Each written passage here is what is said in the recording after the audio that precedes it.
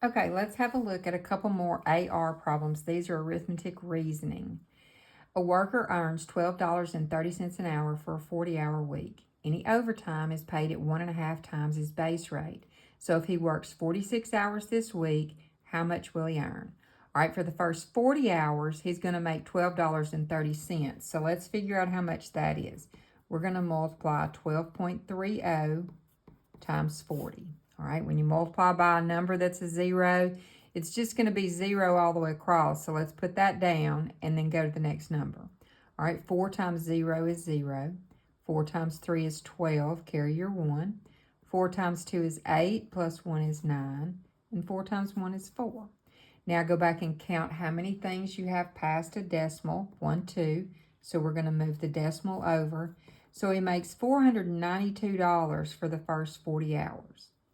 Now the next 6 hours, we're going to multiply that times the 1.5, which is 1.5, times his hourly rate, which is $12.30.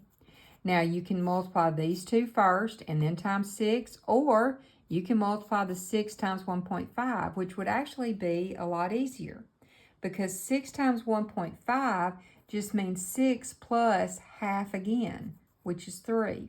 So 6 plus 3 is 9. Now I just have to do 12.30 times 9. All right, 9 times 0 is 0.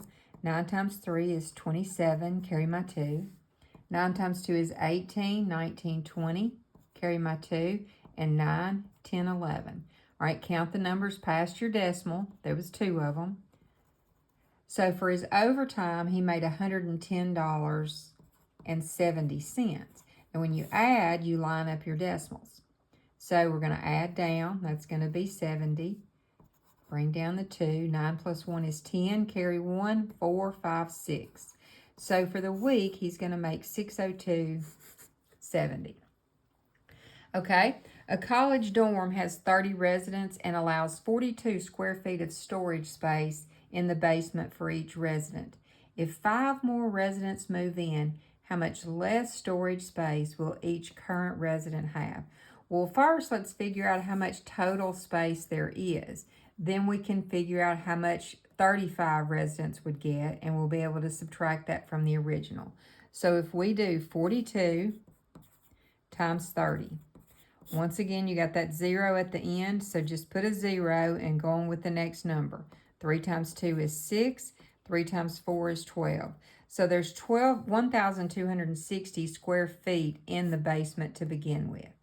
All right, if we take that and we divide it by 35, it's going to be 35 into 1,260. Now, the way you do long division, 35 won't go into 1, it won't go into 12, but it will go into 126. How many times? Well, you just have to kind of guesstimate.